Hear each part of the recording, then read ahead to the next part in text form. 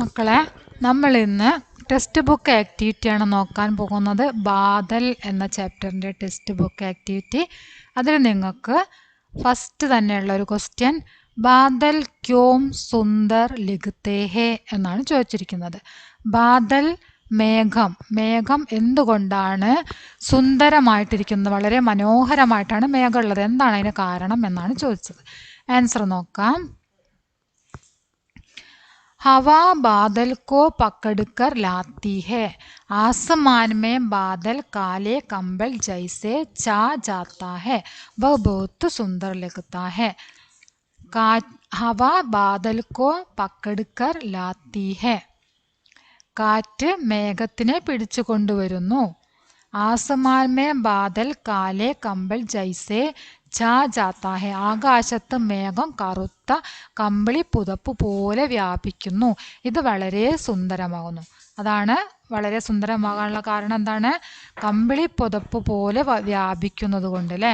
ആസമാൻ may Badal കാലെ compel ജൈസെ ഛാ ജാത്താ ഹെ. Full പഠിക്കാൻ പ്രയാസമുണ്ടെങ്കിൽ ഇവിടെ നിങ്ങോട്ട് പഠിക്കാം. ആസമാൻ മുതൽ കേട്ടോ. ആസമാൻ മേ ബാദൽ കാലെ കമ്പൽ ജൈസെ ഛാ ജാത്താ ഹെ എന്ന് മാത്രം തന്നെയെങ്കിലും പഠിക്കാം. ഓക്കെ, അപ്പം ഇനി അടുത്ത ക്വസ്റ്റ്യൻ നോക്കാം. അടുത്ത ക്വസ്റ്റ്യത്തിൽ വരുന്നത്, बादल के बरसने पर कौन कौन खुश होते हैं. बादल के बरसने पर कौन कौन खुश होते हैं. മഴ പെയ്തപ്പോൾ ആരൊക്കെയാണ് സന്തോഷിച്ചതെന്നാണ് ചോദിച്ചത്. മഴ പെയ്യുമ്പോൾ സന്തോഷിക്കുന്നത് ആരൊക്കെയാണ്? നമ്മൾ ഈ കവിതയിൽ ആരൊക്കെ സന്തോഷിച്ചു എന്നാണ് ചോദിക്കുന്നത് കേട്ടോ. നമ്മൾ ഈ കവിത പഠിച്ചപ്പം ആരൊക്കെയാണ് ഇതിൽ സന്തോഷിച്ചത്? പശു, മോർ അല്ലേ, മയില്, പിന്നെന്തായിരുന്നു? ആൻസർ എഴുതിയത് നോക്കാം. മോർ കാഗസ് കി നയ്യ പൂഞ്ച് ഉടാക്കർ ബാഗിനെ വാലി ഗായ്. ആരൊക്കെയാണ്? മോർ ഉണ്ട്, മോർ മയിൽ, കാഗസ് കി നയ്യ കടലാസ് തോണി, പൂഞ്ച് ഉടാക്കർ ബാഗിനെ വാലി ഗായ് വാലും ഉയർത്തിപ്പിടിച്ച് ഓടുന്ന പശു. ഓക്കെ, അതാണ് അതിൻ്റെ ആൻസറായിട്ട് വരുന്നത്. ഇനി ഇത്രയും പഠിക്കാൻ പ്രയാസമാണെങ്കിൽ മോർ, കാഗസ് കി നയ്യ, ഗായ് അത്രമാത്രം പഠിച്ചു വെക്കുക. ഓക്കെ, മോർന്ന് പഠിക്കുക, കാഗസ് കി നയ്യ എന്ന് പഠിക്കുക, ഗായ് രണ്ടാമത്തെ കേട്ടോ. ഇനി നമുക്ക് അടുത്ത ക്വസ്റ്റ്യൻ നോക്കാം. പടേം ജോഡേ ബനായേം എന്നാണ് പറഞ്ഞിരിക്കുന്നത്. പടേം ജോഡേ ബനായ, ജോഡികളാക്കാനാണ് പറഞ്ഞത്. അപ്പോൾ ഇവിടെ ഉദാഹരണമായിട്ട് തന്നിട്ടുണ്ട് ആയേ ചായേ. ഇത് രണ്ടും തമ്മിലുള്ള ബന്ധം എന്താണ് എന്നൊന്ന് നോക്കൂ. ഇവിടെയും എന്താണ്? എ എന്നുണ്ട്, ഇവിടെ എന്തുണ്ട്? എ എന്നുണ്ട്. അതുപോലെ കമ്പൾ, ബാദൽ രണ്ട് എന്തിലാണ് അവസാനിക്കുന്നത്? ലായിലാണ് അവസാനിക്കുന്നത് അല്ലേ. കമ്പൾ, ബാദൽ. അപ്പം അതുപോലെയുള്ളതാണ് നമ്മൾ ജോഡികളാക്കേണ്ടത്. ഓക്കെ, അപ്പോൾ ഇവിടെ ഒരു നയ്യ എന്ന് കണ്ടില്ലേ. ഈ നയ്യ അതേപോലെ വേറെ ഉണ്ടോ നോക്കാം. ഗയ്യ കണ്ടോ? നയ്യ, ഗയ്യ രണ്ടും യായിലാണ് അവസാനിച്ചത്. ഇനി ചമക്കായേ ഉണ്ട് അല്ലേ, ചമക്കായേ അതുപോലുള്ള വേറെ ഉണ്ടോ എന്ന് നമുക്ക് നോക്കാം. ചമക്കായേ, ദിഖായേ ഉണ്ടല്ലേ, ദിഖായേ, ചമക്കായേ. ദിഖായേ ഏതാണ്? ചമക്കായേ. ഇനി ഗോഡേ ഉണ്ട് അല്ലേ, ഗോഡേ, ഗോഡേ അതുപോലെ ഡേയിൽ അവസാനിക്കുന്നതാണ് ജോഡേ. ഗോഡേ ജോഡേ, മനസ്സിലായോ? ഗോഡേ ജോഡേ.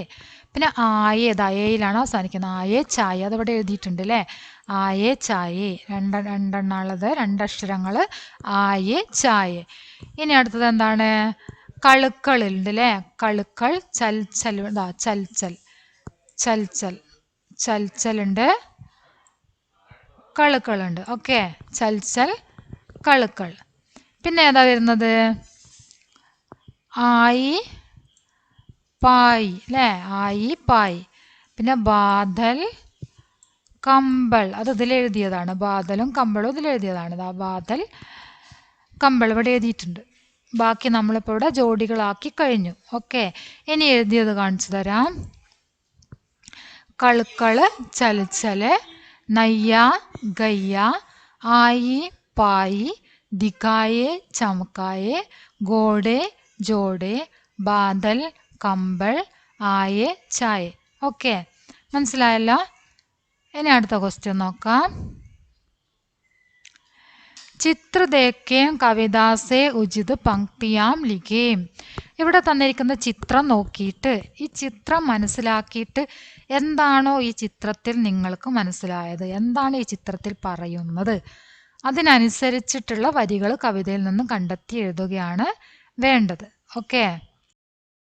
ചിത്ര ദേഖേം കവിതാസെ ഉചിത് പങ്ക്തിയാം ലിഖേം എന്നാണ്. ഈ ചിത്രം നോക്കി മനസ്സിലാക്കിയിട്ടാണ് നമ്മൾ കവിതയിൽ നിന്നും വരികൾ എഴുതേണ്ടത്. നമ്മളിത് കർത്തേ ഗഡ് ഗഡ് ആത്തേ ബഡ് ബഡ് ബിജലി ബാദൽ കോ ചമക്കായേ അന്തിയാരേ മേ രാഹ് ദിഖായേ. ഈ വരികൾ നമ്മളെ കവിതയിലുണ്ട് അല്ലേ? ഈ വരികൾ കവിതയിൽ ഉണ്ട്. അപ്പോൾ നമുക്ക് ആ കവിതയിലുള്ള വരികളാണ് നമ്മൾ ഇവിടേക്ക് എഴുതിയിരിക്കുന്നത്. ഇനി അടുത്തത് നോക്കാം. ഈ മേഘം പല രൂപത്തിലുള്ളതാണ് അല്ലേ? മേഘത്തിൻ്റെ പല രൂപത്തിലുള്ളത്. പേടോം ജൈസേ ബേഡോം ജൈസേ, മരം പോലെയും അതുപോലെ തന്നെ ചെമ്മരിയാടുകളെ പോലെയും കുതിരകളെ പോലെയും ആനകളെ പോലെയൊക്കെ തോന്നുന്നു എന്ന് പറഞ്ഞില്ലേ? ആ വരിയാണ് നമ്മളിവിടെ എഴുതേണ്ടത്.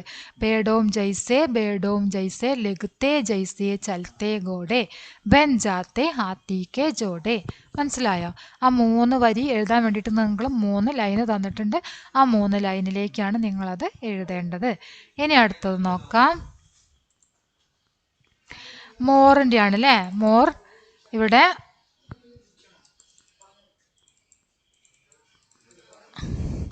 मोर मखने मन चूम चनन चन झूम झूम कर नाच दिखाए गुश हो होकर गाना गाए.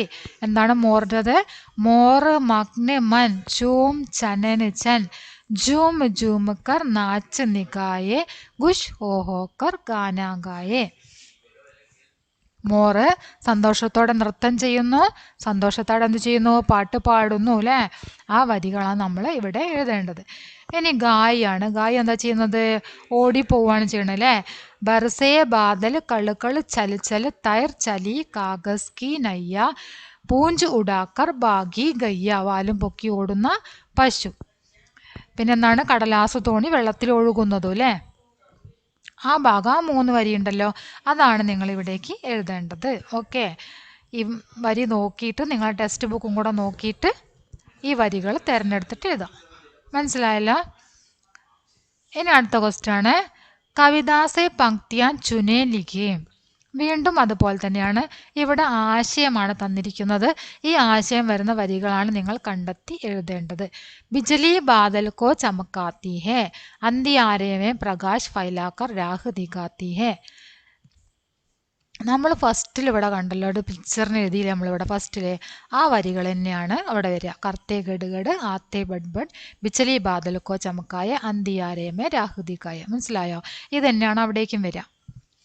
രാത്രി ഇരുട്ടിൽ എന്ത് ചെയ്യുന്നു? ഇരുട്ടിൽ ബിജലി ഇടിമിന്നൽ വഴി കാണിക്കുന്നു എന്ന് പറഞ്ഞിട്ടുള്ള വരികളുണ്ടല്ലോ, ആ വരികളാണ് നമ്മൾ ഇവിടെ എഴുതേണ്ടത്. മനസ്സിലായില്ലേ? കർത്തേ ഗഡ്ഗഡ് ആത്തേ ബഡ് ബഡ് ബിജലി ബാദൽക്കോ ചമക്കായെ അന്തിയാരേമേ രാഹുദിക്കായെ. ഓക്കെ, ഇതിനുള്ള വരികളാണത്. ഇനി അടുത്തത് ഹവാ ബാദൽക്കോ പക്കടുക്കർ ലാത്തി ഹേ ആകാശ് മേ ബാദൽ കാലെ കമ്പൽ ജൈസെ ചാ ജാത്താ ഹേ വഹ് ബഹുത്ത് സുന്ദർ ലഗ്താ ഹേ. കാറ്റ് വരുന്നതും അതുപോലെ തന്നെ ആകാശത്തിൽ എന്താണ്? മേഘം വ്യാപിക്കുന്നതും അല്ലേ? കാർമേഘം വ്യാപിക്കുന്നതും എങ്ങനെയാണ്? കമ്പിളി പുതപ്പ് പോലെ വ്യാപിക്കുന്നു എന്ന് പറഞ്ഞുള്ള വരികളുണ്ടല്ലോ, ആ വരികളാണ് നമ്മളിവിടെ എഴുതേണ്ടത്. ഹവാ പക്കടുക്കർ ലാത്തി സർസർ. നിങ്ങൾക്ക് തന്നിരിക്കുന്നതിലും ഹവ എന്നൊക്കെ ഉണ്ടാവും കേട്ടോ. ഹവ ഉണ്ട്, നിങ്ങളുടെ കവിതയുടെ വരികളിലും ഹവ ഉണ്ട്. ഹവാ പക്കടുക്കർ ലാത്തി സർസർ ചായേ ജൈസേ കമ്പൾ. കമ്പൾ എന്നൊക്കെ ഇവിടെ ഉണ്ട് കണ്ടോ, കാലേ കമ്പൾ എന്നൊക്കെ. കിത്തനെ സുന്ദർ ലഗത്തെ ബാദൽ. ഓക്കെ, മനസ്സിലായല്ലോ? ഇനി അടുത്തത് നന്നെ ജൽ കണോം സേ ബാപ്പ് ബൻതി ഹേ. ബാപ്പ് പറഞ്ഞാൽ എന്താണ്? നീരാവി അല്ലേ? നന്നെ ജൽ കണോം സേ ചെറിയ ജലകണികകൾ, ജലത്തിൻ്റെ കണികകൾ കൊണ്ട് എന്താണ്? ബാപ്പ് നീരാവി ഉണ്ടാകുന്നു. ബാപ്പ് സേ ബാദൽ ബൻതേ ഹേ. ആ നീരാവിയിൽ നിന്ന് മേഘം ഉണ്ടാകുന്നു. മേഘം തണുത്തുറഞ്ഞ് മഴയായി പെയ്യുന്നു. ഈ അർത്ഥം വരുന്ന വരികളാണ് നമ്മളിവിടെ എഴുതേണ്ടത്. നന്നേ ജലകണ് ഗയേ ബാപ്പ് ബൻ ഉസി ബാപ്പിനെ ഡണ്ടക് പായി ബാദൽ ബർസെ ബർസ ആയി. കവിതയിലെ വരികളാണ്. ആ വരികൾ നമ്മൾ ഇവിടേക്ക് എഴുതാം. ഓക്കെ, മനസ്സിലായല്ലോ? ഇനി അടുത്ത ക്വസ്റ്റ്യൻ. बताइए बारिश के आने पर कौन कौन खुश होते हैं? बताइए പറയൂ. ബാരിഷ് കെ ആനെ പർ മഴ വന്നപ്പോൾ ആരൊക്കെയാണ് ഹാപ്പി ആയത് എന്ന് പറയൂ. ഇവിടെ തന്നിരിക്കുന്ന ചിത്രത്തിൽ ആരൊക്കെയാണുള്ളതെന്ന് നമ്മൾ ആദ്യം നോക്കി വെക്കണം. ഇതെന്താണ്? കൗവയാണ് അല്ലേ? കൗവേ. കൗവ പറഞ്ഞ എന്താ? കാക്ക. ഇത് കൗവ. കൗവ, കാക്ക. ഇതെന്താണ്? മധുമക്കിയാണ്. ഇത് രണ്ടും മധുമക്കിയാണ് അല്ലേ? മധുമക്കി പറഞ്ഞ എന്താണ്? തേനീച്ച. ഇതെന്താണ്? മേണ്ടക്കാണ്, തവള. പിന്നെ ഇവിടെ എന്താ? നദിയുണ്ട് അല്ലേ? നദിയുണ്ട്, ചട്ടാനുണ്ട്. അപ്പം നമ്മൾക്ക് ഇതിൽ ചോദിച്ചിരിക്കുന്നത് ആരൊക്കെയാണ് സന്തോഷിച്ചിരിക്കുന്നത് എന്നാണ് ചോദിച്ചത്. അപ്പോൾ ഈ പിക്ചറിൽ ആരൊക്കെയാണോ സന്തോഷിച്ചത് അതാണ് നമ്മൾ എഴുതേണ്ടത്. മനസ്സിലായോ? ബാരിഷ് എന്നിവിടെ തന്നിട്ടുണ്ട്. പദസൂര്യനാണ് നിങ്ങൾ തയ്യാറാക്കേണ്ടത്. നമ്മൾ ഈ പിക്ചറിൽ ആരെയൊക്കെയാണോ പരിചയപ്പെട്ടത് അതാണ് നമ്മൾ ഇവിടേക്ക് എഴുതേണ്ടത്. മനസ്സിലായല്ലോ? അപ്പോൾ നമ്മൾ എഴുതിയത് നോക്കാം. അപ്പോൾ നോക്കാം. പദസൂര്യൻ. നിങ്ങളിവിടെ പിക്ചറിൽ എന്താണോ എന്തിനെയൊക്കെയാണോ പരിചയപ്പെട്ടത്, ആരൊക്കെ സന്തോഷിച്ച് നിൽക്കുന്നതാണോ കണ്ടത് അതാണ് നമ്മൾ ഈ പദസൂര്യനിൽ എഴുതേണ്ടത്. ഓക്കെ, മേണ്ടക്കിനെ നമ്മളിവിടെ കണ്ടുല്ലേ? സന്തോഷത്തോടെ ചിരിച്ചു നിൽക്കുന്ന മേണ്ടക്ക്. അപ്പോൾ നമ്മളിവിടെ പദസൂര്യയിൽ എന്തെഴുതി? മേണ്ടക്കെന്ന് എഴുതി. ഇനി അടുത്തത് മധുമക്കി. മധുമക്കീനെ കണ്ടു അല്ലേ? മധുമക്കി എന്നെഴുതി. മധുമക്കി. അടുത്തത് പഹാഡ്. പഹാഡ് കണ്ടു. അതാ പഹാഡ് കണ്ടോ? പഹാഡ് കണ്ടു. അപ്പം നമ്മളിവിടെ പഹാഡ് എന്നെഴുതി. അടുത്തത് എന്താണ്? നദീനാലേ. നദീനാലേ, നദിയും തോടും അല്ലേ? അത് നമ്മൾ കണ്ടു, അതെഴുതി. ഇനി അടുത്തത് കൗവ. കൗവേനെ കണ്ടു അല്ലേ? കാക്കേനെ കണ്ടു. പേട് പൗധേ കണ്ടു. പേട് പൗധേ കണ്ടോ? പേട് അവിടെ ഉണ്ട്. പേടുണ്ട്, പൗധയുണ്ട്, ചെടികളുണ്ട് ഇവിടെയൊക്കെ. അതാ പേട്, അവിടെയൊക്കെ പേട് കാണുന്നുണ്ട്. ചെടികൾ ഇവിടെ കാണുന്നുണ്ട്. പേട് പൗധേ കാണുന്നുണ്ട്. ഒന്നുകൂടെ കാണിച്ചു തരാം. പേട് പൗധേ, മേണ്ടക്, മധുമക്കി, പഹാഡ്, നദീനാലെ, കൗവ. ഇവിടെ നേരത്തെ നമ്മൾ നോക്കിയതല്ലേ പേട് പൗധേ? പേട് പൗധേ മുതലാണ് നമ്മൾ നോക്കിയത് അല്ലേ? മനസ്സിലായല്ലോ? അപ്പം എല്ലാം ഇതിലുള്ള എന്തൊക്കെയാണോ സന്തോഷിച്ചത് അതെല്ലാം നമ്മളിവിടെ എഴുതി കഴിഞ്ഞു. ഇനി ലാസ്റ്റ് വർക്കാണ് നിങ്ങൾക്ക് ചെയ്യാനുള്ള. ലാസ്റ്റ് വർക്ക് പങ്ക്തിയാം ലിഖേം. എന്താ പങ്ക്തിയാം ലിഖേ എന്ന് പറഞ്ഞാൽ? വരികൾ ഉണ്ടാക്കുക, ലൈനുകൾ. കവിതയ്ക്ക് വരികൾ ഉണ്ടാക്കുക. കവിത തയ്യാറാക്കാനാണ് പറഞ്ഞത്. കവിതയ്ക്ക് വരികൾ ഉണ്ടാക്കാൻ നിങ്ങളൊരു കവിത പഠിച്ചു, അതുപോലെ നിങ്ങളോട് സ്വയം എന്തുണ്ടാക്കാനാണ് പറഞ്ഞത്? കവിത ഉണ്ടാക്കാനാണ് പറഞ്ഞിരിക്കുന്നത്. അതിനുവേണ്ടി നിങ്ങൾക്ക് ഈ പിക്ചറുള്ള കാര്യങ്ങളൊക്കെ ഉപയോഗപ്പെടുത്തിക്കൊണ്ട് നിങ്ങൾക്ക് കവിത ഉണ്ടാക്കാം. കവിതയിൽ നിങ്ങൾ ഒരു ശീർഷകം കൊടുക്കണം, ഒരു പേര് കൊടുക്കണം കവിതയ്ക്ക്, ഒരു ടൈറ്റിൽ കേട്ടോ. അതായത് നിങ്ങൾക്ക് ഇവിടെ തന്നിട്ടുണ്ട് മേരി കവിതാമേ, എൻ്റെ കവിതയിൽ. നിങ്ങളുടെ കവിതയിൽ നിങ്ങൾ എന്തൊക്കെ ഉൾപ്പെടുത്തി എന്നാണ് എഴുതേണ്ടത്. ആശയയുക്ത പങ്ക്തിയാം, ആശയമുള്ള വരികൾ. താളയുക്ത പങ്ക്തിയാം, താളത്തോടെ ചൊല്ലാൻ പറ്റിയ വരികൾ. ശീർഷക്, നിങ്ങൾ അതിന് ശീർഷക് കൊടുത്തിട്ടുണ്ട്. ശീർഷക് കൊടുത്തിട്ടുണ്ടെങ്കിൽ നിങ്ങളിവിടെ ടിക്ക് ചെയ്യണം. താളയുക്തമായ വരികളാണെങ്കിൽ നിങ്ങളിവിടെ ടിക്ക് ചെയ്യുക. അതുപോലെ തന്നെ ആശയമുള്ളതാണെങ്കിലും ഇവിടെ ടിക്ക് ചെയ്യുക. ഓക്കെ, അപ്പം എഴുതിയ കവിത നിങ്ങൾക്ക് കാണിച്ചു തരാം. വളരെ സിമ്പിളായിട്ടുള്ളൊരു കവിതയാണ് എഴുതിയത്. അങ്ങനെ സിമ്പിളായിട്ട് തന്നെ എഴുതിയാലും മതി, നിങ്ങൾക്ക് തീർച്ചയായിട്ടും മാർക്ക് ലഭിക്കും. നിങ്ങൾക്ക് കവിത ഒറ്റയ്ക്ക് എഴുതാൻ സാധിക്കുന്നുണ്ടോ എന്ന് മാത്രമാണ് നോക്കുക. അതുകൊണ്ട് തന്നെ വളരെ സിമ്പിളായിട്ടുള്ള രീതിയിൽ നിങ്ങൾക്ക് എഴുതാം. 6ാം ക്ലാസ്സിലെ കുട്ടികളല്ലേ, അപ്പോൾ വളരെ സിമ്പിളായിട്ട് തന്നെ എഴുതാം. ബാരിഷ് എന്നതിൽ നമ്മൾ ഇവിടെ ആരെയൊക്കെയാണോ കണ്ടത് അവരെയൊക്കെ വെച്ചിട്ടാണ് ഇവിടെ എഴുതിയിരിക്കുന്നത്. അപ്പോൾ നോക്കാം. ബാരിഷ് എന്നാണ് ഞാൻ ഇതിന് ടൈറ്റിൽ കൊടുത്തിരിക്കുന്നത്. കവിതയ്ക്ക് ഒരു പേര് നൽകാൻ പറഞ്ഞല്ലോ, ആ പേര് നൽകിയത് ബാരിഷ് എന്നാണ്. നിങ്ങൾക്കതിന് ഇഷ്ടമുള്ള പേര് നൽകാം. ബാരിഷ് എന്നോ, പേട് എന്നോ, പഹാഡ് എന്നോ, മേണ്ടക്ക് എന്നോ, എന്താണോ നിങ്ങൾക്ക് ഇഷ്ടമുള്ളത് ആ ഒരു ഇഷ്ടമുള്ള പേര്. ഇപ്പോൾ നമ്മൾ ആ പിക്ചറിൽ കണ്ടതിലുള്ള പേര് ഇവിടെ കൊടുക്കാം. നദി എന്ന് കൊടുക്കാം. ഓക്കെ, അപ്പം നോക്കാം. നമുക്ക് എഴുതിയത് ബാരിഷ് കെ ആനെ പർ ഖുഷ് ഹോത്തെ ഹേ മേണ്ടക്.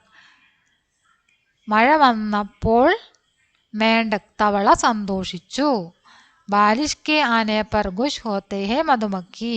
മഴ വന്നപ്പോൾ മധുമക്കി സന്തോഷിച്ചു. ബാരിഷ് കെ ആനെ പർ ഖുഷ് ഹോത്തെ ഹേ പേട് പൗധെ. മഴ വന്നപ്പോൾ പേട് പൗധെ സന്തോഷിച്ചു. ബാരിഷ് കെ ആനെ പർ ഖുഷ് ഹോത്തെ ഹേ നദി നാലെ. മഴ വന്നപ്പോൾ നദിയും തോടുകളും സന്തോഷിച്ചു. പിന്നെന്താണ്? ബാരിഷ് കെ ആനെ പർ ഖുഷ് ഹോത്തെ ഹേ കൗവേ. മഴ വന്നപ്പോൾ കാക്കയും സന്തോഷിച്ചു. അതാണ് ഇവിടെ കവിത എഴുതിയത്. ഓക്കെ, വളരെ സിമ്പിളായിട്ടുള്ള രീതിയാണ് എടുത്തത്. നിങ്ങൾ കവിത എഴുതാൻ ആദ്യം തന്നെ ഒരു സിമ്പിളായിട്ടുള്ള രീതിയിൽ പഠിക്കുക. പിന്നെ നിങ്ങൾക്ക് സ്വയം കവിത എഴുതാൻ വേണ്ടിയിട്ട് സാധിക്കുന്നതാണ്. മനസ്സിലായല്ലോ? അപ്പോൾ ഇത്രയാണ് നമ്മൾക്കുള്ള വർക്ക്. എല്ലാ വർക്കുകളും ചെയ്തിട്ടുണ്ട്. എല്ലാം നന്നായിട്ട് നോക്കിയിട്ട് മനസ്സിലാക്കുക. നിങ്ങൾക്ക് ആവശ്യമെങ്കിൽ നിങ്ങൾ നോട്ട്ബുക്കിലേക്ക് എഴുതിയെടുക്കുക, പഠിക്കുക. നിങ്ങളുടെ അഭിപ്രായങ്ങൾ തീർച്ചയായിട്ടും അറിയിക്കുക. ഓക്കെ, കവിത എല്ലാവരും ഇതുപോലെ തന്നെ എഴുതി തരണം എന്നില്ല. കവിത ഏത് രീതിയിൽ വേണമെങ്കിലും എഴുതാം. പക്ഷേ ആരും എഴുതി തരുന്നതും തെറ്റാവൂല കേട്ടോ. കവിത എന്ന് പറഞ്ഞാൽ അങ്ങനെയാണ്, നമുക്ക് ഇഷ്ടമുള്ള രീതിയിൽ കവിത എഴുതാം. നിങ്ങൾ എഴുതുന്ന രീതി എന്താ പറയുക, അത് നിങ്ങൾ ഒറ്റയ്ക്കൊരു കവിത ഉണ്ടാക്കിയെന്ന് വിചാരിക്കുക, അത് തെറ്റല്ല. ഓക്കെ, അപ്പോൾ അത്രയാണ് പറയാനുള്ളത്. നിങ്ങൾക്ക് ക്ലാസ് ഇഷ്ടപ്പെട്ടെങ്കിൽ തീർച്ചയായിട്ടും ലൈക്ക് ചെയ്യുക, ഷെയർ ചെയ്യുക. നിങ്ങളുടെ അഭിപ്രായങ്ങൾ തീർച്ചയായിട്ടും അറിയിക്കുക. ഓക്കെ.